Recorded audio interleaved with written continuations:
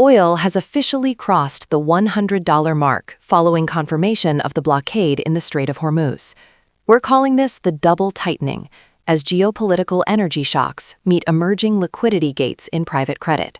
The market is facing its first real test of structural fragility. With the blockade in the Strait of Hormuz confirmed, Brent crude has pushed past $100, and the futures market is reflecting record supply stress. Macro Voices highlights that WTI backwardation hit negative 25% this week, a level indicating extreme immediate scarcity. This energy shock is coinciding with a liquidity crunch in private credit. Eurodollar University reports that a Morgan Stanley fund met just 5% of requests during an 11% redemption wave. As these strains mount, 42 Macro observes that markets are now pricing less than 50% odds for a rate cut at any meeting beyond next Wednesday. Energy supply stress is hitting extreme levels.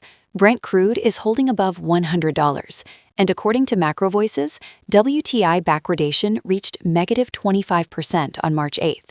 This record reading in the futures market highlights the intense pressure building on physical oil supply right now. Macro Voices is pointing to an energy inflation loop that may fundamentally change the Fed's outlook. Their view is that as long as oil-driven inflation stays at or above 3%, it is hard to justify rate cuts. The pressure is building fast. Gasoline prices across the U.S. surged 18% in the 9 days ending March 10th. This move puts a major March CPI surprise on the table, with some estimates pointing to a monthly print as high as 0.7%. We're now seeing this shift move beyond the bond market and start to weigh on equity sentiment as investors rethink the timing of any easing. According to Macro Voices, the path to rate cuts is effectively closing. They argue that if oil-driven inflation stays at or above 3%, it creates a loop that blocks the Fed from moving. Markets are already reacting to this. Data from 42 Macro shows that investors are now pricing in less than 50% odds of a cut at any meeting beyond next Wednesday. Liquidity flow is hitting a bottleneck in the private credit market. Eurodollar University highlights that Morgan Stanley's North Haven fund recently faced redemption requests totaling 11% of its value, but only the contractual 5% limit was actually met. It's not just an isolated issue. JP Morgan has reportedly been revaluing collateral in its private credit financing, which signals a broader tightening of lending capacity. Macro Voices interprets these redemption pressures and systematic triggers as the primary drivers of market fragility right now. While the macro picture looks heavy, Nintendo is telling a different story. We Study Billionaires reports that the Switch 2 launch cleared 3.5 million units in its first 4 days. The channel's model actually puts the current price at a 20% discount to intrinsic value, forecasting a 19% return over 3 years.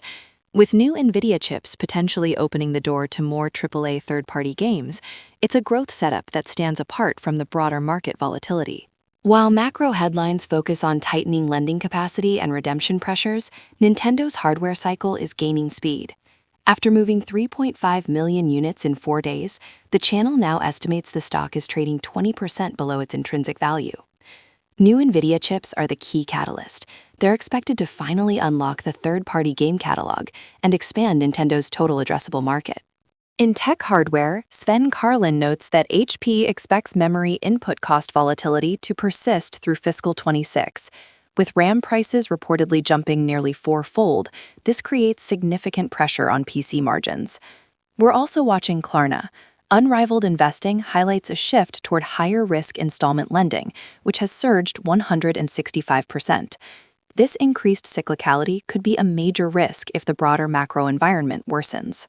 Turning to the tech sector, Sven Carlin notes that HP expects memory cost volatility to pressure PC margins through fiscal 2026, as RAM prices have reportedly risen nearly 4-fold.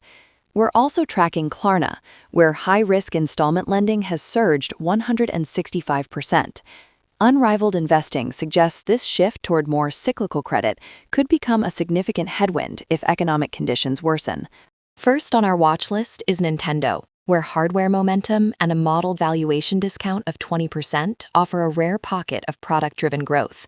Analysis from We Study Billionaires suggests a 19% 3-year return, providing a potential offset to wider macro volatility. We're also tracking energy names like Chevron and Occidental, where Nana notes Warren Buffett's continued stakes provide a floor for retail flows, alongside HP's capital return resilience. To manage broader risk, Macro Voices also proposes a defined risk put spread for April 17th as a hedge against market fragility. Macro Voices suggests an S&P put spread for April 17th as a defined risk hedge against a potential 10% market drop.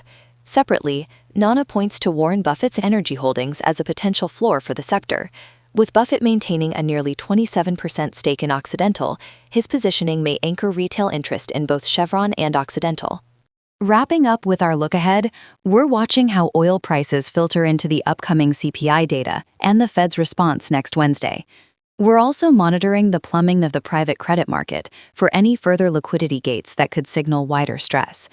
On the micro side, we continue to track energy sector sensitivity, Nintendo's hardware growth, and HP's capital resilience.